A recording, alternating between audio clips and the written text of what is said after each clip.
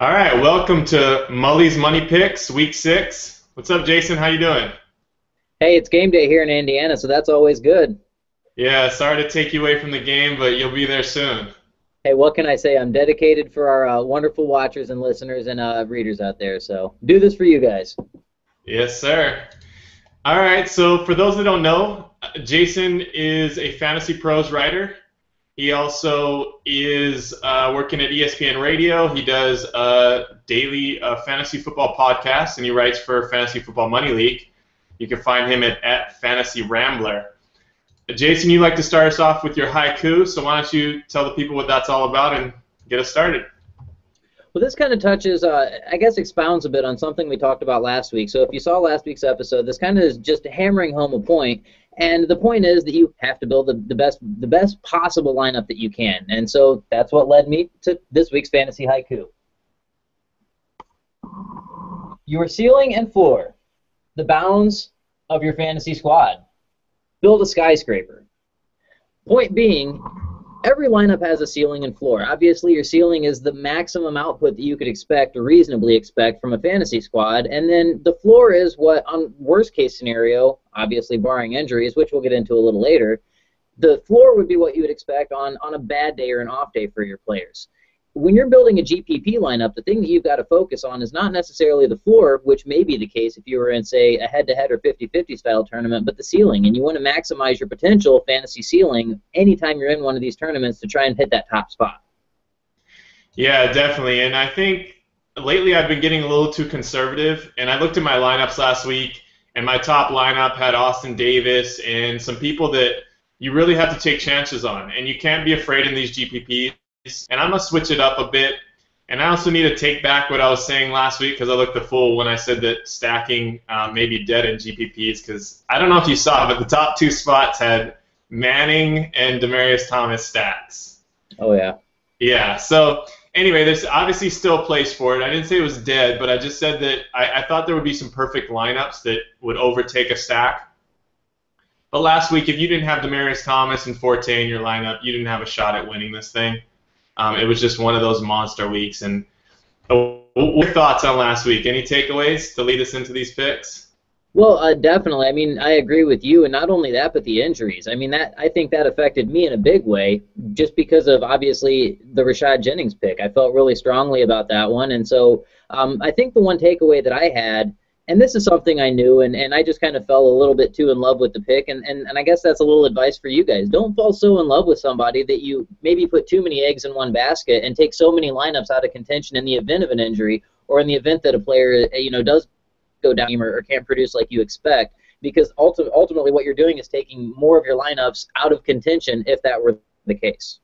Yeah, it's tough because I feel like you have to start with a core. On a GPP, you have to go with 3 to 4 players that you're going to roll with in a number of lineups and come up with the variations.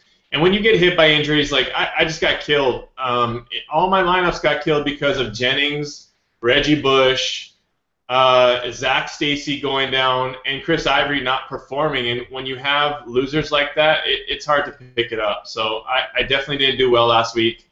Super excited that they turned around. And, guys, this is a big opportunity because they don't have a whole lot of time to promote this event. I don't see more than 50,000 people in this event, and there's going to be a big overlay and another chance for $1 million. So it's really exciting. All right, Jason, ready to do it? Let's get into your Money in the Bank pick at your running back position. I'm sticking with my guy again from last week. I cannot not go Matt Forte. Now, look, in the article last week, I said that I really fully anticipated him breaking the century mark on yards rushing. And I was wrong, and I apologize for that. It was actually yards receiving. He had 105 yards receiving on 12 receptions. I mean, the guy's a beast. He's on the field all against your Atlanta Falcons, which unfortunately just cannot stop the run. He's going to put up numbers, and I don't see any reason why he can't produce like he did last week.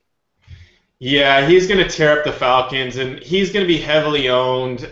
I don't think you can't get too caught up in heavily owned. Last week, Rashad Jennings was owned by 50% of the field, and he was just a pick that you had to take. And I think Forte is another one that you might just have to forget the contrarian and go with it. He's expensive, but he's going to be worth it. The Falcons are terrible against the run. The only thing I'll say is this, is the Falcons are a different team at home, and they step up at home, but he'll still run on them. And even if the Falcons happen to get up, Forte is a passing back as well, so he receives out of the backfield. He's going to get his points this week. He's definitely a big pick. My running back, Money in the Bank, is Frank Gore. Since Harbaugh has said he's going to be dedicated to the run, Frank Gore is over 100 yards. He's going up against St. Louis, and I think that trend continues. He's at a nice price, so I'll go with Frank Gore. What about your coin flip running back? This is a guy who's been kind of popular in fantasy circles this week, and that's Storm Johnson. Now, he's kind of buried on the depth chart, and that's kind of a similar situation that we've seen with Bishop Sankey. But just last week, Jacksonville's third-string running back was able to get 6.8 yards per carry, 27 total yards on 4 carries. Now, looking at the matchup this week, they're going up against Tennessee, and Tennessee's not looked good. I fully anticipate them having an opportunity to be in contention in this game and not having to air it out throughout the entire game like maybe they have had in some weeks past. So I think he's going to get a few more touches this week. That's something that the coaching staff has even talked about down there. So a little contrarian and definitely the epitome of a coin flip. But at the price, you've got to take some gambles, and I think that's a pretty good one this week. Yeah, Gerhardt has not looked good this year, has he? Oh, absolutely not. I think that's probably one of the bigger disappointments from the preseason. Yep. All right, I'm going with Benny Cunningham, same game. I wouldn't take both these guys. It's hard to have a game where both running backs do well. But Cunningham, if Zach Stacy's out, and that's the big if, he's a number 1 running back on a team that's going to give him carries. And he's a little firecracker. I like him. He's always put up numbers, and San Francisco's running defense is good. It's not what it was. It's still a top 10 running defense. I think they're at 6 or 7, but they've been giving up 77 yards a game. They've been giving up a couple touchdowns. So Cunningham could produce, and he's really cheap. I think he's bargain basement $3,000 this week. Well, and the other benefit there, just like you said, if Stacy's even in the game but limited, there's the potential for more goal line carries because obviously they don't want to get Stacy banged up in a situation like that. So that just increases the chance for a touchdown than maybe you potentially would already have had. Yeah, I mean, I probably wouldn't roll with him unless Stacy's out, but yeah, you could. All right, Money in the Bank wide receiver. Who you got? Got to go with Golden Tate this week. It really kind of sounds like Calvin Johnson's not playing. They haven't announced anything officially yet, but even if he does play, look, this isn't right. His ankle's still obviously him in a big way, and through him trying to play and be a decoy to some extent, Golden Tate's put up some good numbers. Now, if you take him out of the equation, does that somewhat hinder Golden Tate? Maybe a bit, but they've got a good matchup against Minnesota this week, and they're going to air the ball out, so somebody's got to catch the ball, and Tate's going to be that guy. I mean, on other teams, he could potentially be a wide receiver 1, so I really like his potential opportunity, especially with a limited or without altogether Calvin Johnson. Yeah, for sure. I think he's going to be heavily owned as well again this week if Calvin Johnson's out. And even if he's in, Calvin Johnson has a high ankle sprain. He just doesn't look good. He needs a couple weeks of rest. And also, if Reggie Bush is out, that's another pass catcher that is out, and they've got a win. I mean, maybe Bell comes back, but no one truly tested out of the backfield for receiving. I don't think – do you know if Bell's going to play this week? It looks like he is. He actually practiced. He's been ramping up his activity through the week in practice, and he's been cleared for contact, I believe, now and practicing in full. So all indications are that he will play. Theo Riddick, I don't know. He's still iffy, and they haven't announced anything with Reggie Bush, but it doesn't look like Reggie's going to play. Okay. Well, even if Bell is playing, he's still a good play. He's going to be a number 1, and Stafford's going to throw it out. So I think he's going to be heavily owned. My Money in the Bank is Brandon Marshall.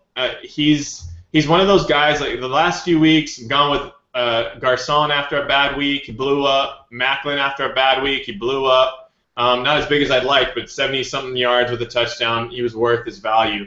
Brandon Marshall's that guy this week. It's the highest over-under. They're going to be throwing. It's going to be a high-scoring game, and Trestman has come out and said they need to get Marshall the ball more. He seems like he's healthy again, and even when he wasn't healthy, he would hobble his way into a touchdown somehow. So I see 100 yards and a touchdown, maybe 2 this week. Who you got for your coin flip at wide receiver? I kind of laughed to myself a little bit when I was looking at everything and making my picks, but I've actually got 2 Jacksonville Jaguars on the list this week. It's another one. Allen Robinson's coming in this time. Look, no Marquise Lee. Cecil Shorts doesn't look like he's going to play. Could potentially play, but obviously if he does, he's going to be very limited. They're going up against Tennessee. Already talked about the matchup. And Blake Bortles is getting better, and he's going to continue getting better as time goes on. And that just all these factors together bode well for Robinson, and again, another bargain basement player who could potentially go off and score you a bunch of points. Yeah, he's a toss-up for me with Hearns, and they've both been getting a ton of targets. They've been behind, they have to throw, and that's what you want in fantasy. He definitely is a coin flip.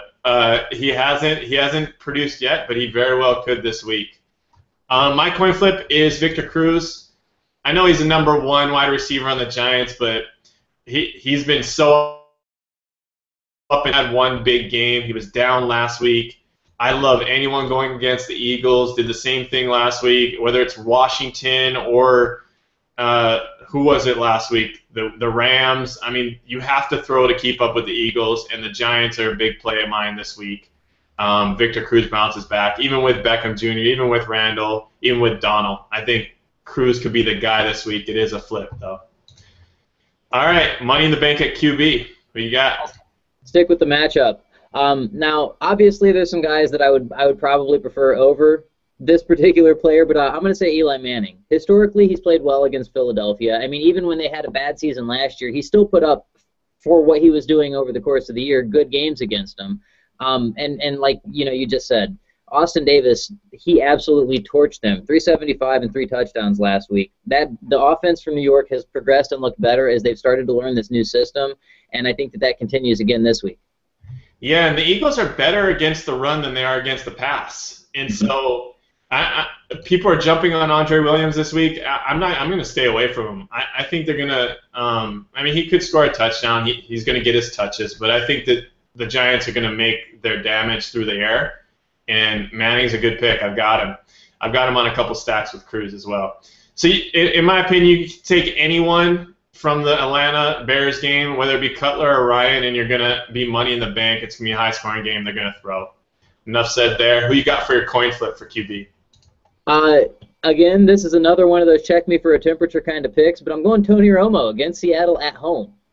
Now, granted, the vaunted Seattle Seahawks defense, and they are playing at home, but they're 21st against opposing quarterbacks, and I think that, the way the Cowboys have looked and the way they're playing offense, I think that's really the recipe to possibly beat them. I mean, they've got a solid run game. The offensive line has looked nothing short of amazing, and if they can give Tony Romo a clean pocket or give him at least some time to create plays like he's so good at, it's truly a coin flip, but I think the potential is there for him to really have a big game, and that will definitely be a contrarian play for you. Yeah, I've got another Whitehurst out of Tennessee. Why not throw a QB up against the Jags? And he's looked good. I mean, his ball's really nice. He throws a nice deep ball. It's a tight spiral, and I think he airs it out this week. So for me, that's my coin flip. What about your tight end? Well, again, we've talked about the matchup, so I'm not going to go with the obvious one, which would be probably Julius Thomas. I'm going to go with Greg Olsen, which is another obvious one, but a little less obvious. And this is a little bit more about the matchup. They're going against Cincinnati, which has been giving up a lot of points to tight ends, but going to get pressure on Cam Newton. Cam Newton's going to need an outlet. I think Kelvin Benjamin will be a little more involved this week, even though Kelvin Benjamin was highly targeted last week, even more so than Greg Olsen. Greg Olsen was much more productive with those targets, and that's typically been the case throughout the season. Now, again, I think Kelvin Benjamin does bounce back and have a better week this week, but Olsen's still going to get his, and again, with the pressure in the pocket that the Bengals can produce, I definitely think that he's going to need to find an outlet. No running backs right there now, so Olsen's your guy.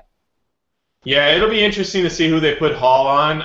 I've seen opposing teams put the number 1 quarterback on Olsen before, but I think they'll put him on Benjamin, and Hall's a really good corner, and he could lock Benjamin down as well. He's tall, and he'll get his. They'll throw it up, but Hall's really tough. So I like the Olsen pick. Anytime Cam's in the game, Olsen's money. I'm going with Gronkowski. He's just been killing it lately. It seems like they've unleashed him. 11 targets, 100 yards last week. He'll continue that. He's solid there, and Brady looks to him all the time in the red zone. What about your coin flip at tight end? There were a few guys, and honorable mention kind of guys, but we'll save those for some of the other stuff we've got coming out later this week. I'm going with Jason Witten in this one. It kind of follows the same logic. And again, Seattle's not, while they have a great defense, they've been giving up some decent points to tight ends. So if they can be beat, and again, we saw what Antonio Gates did to him earlier in the season, Granted, that wasn't at home, but they can be beat, and they can be beat by tight ends. And Witten's the kind of crafty veteran guy that can find space in that defense to get his. Are you sure he's not too slow at this point? He does not look good. Sometimes you can over with the craftiness. I mean, we've talked about Vincent Jackson's speed, but look what he's doing. I know. I can't believe he did that last week. But Lewis Murphy showed up. I mean, a touchdown and 30 yards for a bargain salary is not bad. He could have had more, but yeah, Vincent Jackson got so targeted. I'm going to go with Cameron out of Cleveland. And, I mean, he hasn't been putting up his numbers, but he's back in the fray. He's the second most targets, only 3 targets last week. Or, no, only 3 receptions, but he got second most targets to Andre Hawkins. And he's got to break out. I mean, the guy's a crazy athlete. He should be their number 1 receiver, and I think he's just still hurt, and I'm hoping that he comes back this week. He's pretty cheap. He's at like $3,600 or something, and I think he's worth a shot. Well, we've talked about it before, but we've seen the values fluctuate so much that because of all the injury and everything that's happened with him, he's at a low right now, and as he starts to produce and become healthier throughout the season, that salary is just going to start to go up and up and up. Yep, I agree. You gotta take people in GPPs that have a down week and that people are staying away from. You can't be afraid. All right, your defense. I don't even think there is such a thing as a Money in the Bank defense, but go ahead, Money in the Bank defense. They've just about all been coin flips this year. Especially, I mean, I've actually talked a little bit about this with some people, some of the listeners, and the point is, you don't want to shut down defense. You want a defense that's going to score you points. So it is such a coin flip. But if you're wanting to pick a Money in the Bank or somebody that's at least going to produce you a set floor that we already talked about, Chargers, anybody going up against Oakland's always good. They've also just fired their coach, starting with Tony Sparano as their new head coach. So turmoil there. So I like that pick. And then I like the Lions at Minnesota. Minnesota, obviously, we've seen what they did with the Packers last week and made that Packers defense look amazing. That was with Ponder. And so it's going to be different, but the Lions are a very, very, very stout defense and can shut them down. Now, they may not be a great scoring defense. They've got 12 sacks and 4 interceptions on the year, but they're averaging 9 points per game in DraftKings leagues right now. Yep, my Money in the Bank is the Bengals at home against Carolina. Carolina can put up some points, but once again, it's about the turnovers. Bengals score a lot on defense. And with the Carolina running game, I think that they're going to put a lot of pressure on Cam, potentially get some sacks, some sack fumbles, some interceptions. So Cam can break down, and I like the Bengals this week. They're pretty expensive, but I think they're worth it. All right, your coin flip. This is actually the same coin flip that I had last week. I'm going with the Redskins again, but this is all about the quarterback situation. They're the second cheapest defense going up against what potentially could be a third-string quarterback or just signed veteran quarterback. You got to like those odds. Yeah, for sure. I actually like the Cardinals as a coin flip. I know that they're going to have a bad quarterback, and they'll probably be on the field a lot. But Cousin, he's up and down. I really like him on some games, but we've seen what happens when he gets pressured. In Arizona, I think at home, they know they're going to have to be solid defense. They know they're probably going to have to score on defense. And I think they step up, get some sacks, get some turnovers, and maybe some touchdowns. All right, Jason. Well, I'll let you go get to your Colts game. Good luck tonight. Yeah, good luck to you, and good luck this weekend. Yeah, you too. Talk to you soon. All righty. Bye.